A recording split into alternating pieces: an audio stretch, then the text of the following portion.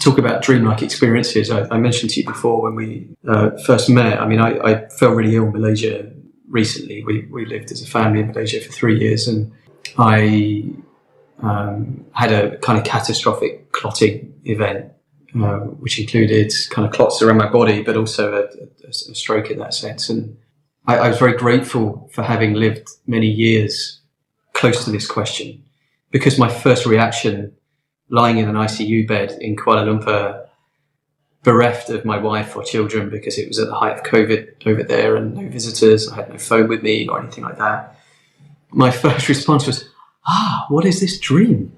You know, in the sense, what is this? And I had many hours on my own to sit with that, and also a mind that wasn't quite functioning properly. Certainly the part of me that could think clearly or recall things clearly. And so in a funny kind of way, you know, I don't mean this in a glib way, but if I could have designed or created a dreamlike experience that would potentially bring me closer in the moment to that, it was that, really.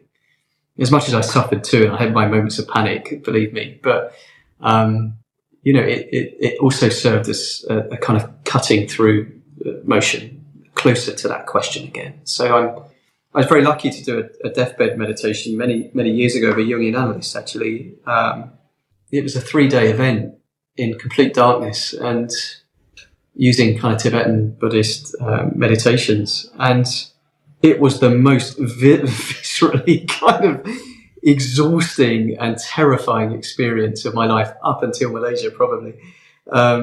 In that, you know, it stayed with me. And that question of, actually, what is it like to die? What is it like to be asking yourself the question, what is a good life, on your deathbed? And there is no hiding place then. So what is the question that I'm responding to in my life? If there is a God or no God or whatever, however you want to describe it, what is he or she asking me? And what is my answer?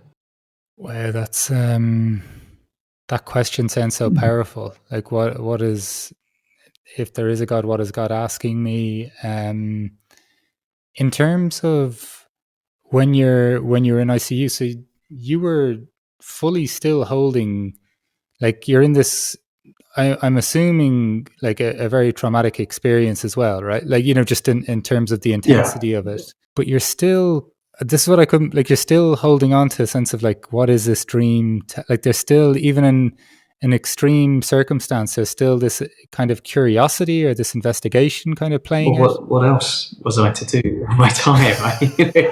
I was hooked up to 3 lines of clotbusters. They couldn't operate because of where some of the clots were. I would have had a major heart attack, and my consciousness was slightly displaced at times because of both the medication, but also the enormous stress upon my body. And I spend my life kind of paying attention to the dreaming layer of things. And here I was with nothing else to do. And, you know, you've got to be careful what you ask for, right? You know, I kind of, you know. I mean, I have to say, Mark, it relies upon, and I really do have to say this, you know, I'm able to do this shamanic type work and this shape-shifting like existence in my professional life because I'm married to an Irish woman who's very grounded, very much 2 feet on the floor in that sense. And as much as I was apart from her in that hospital room, I very much felt her presence close to me too.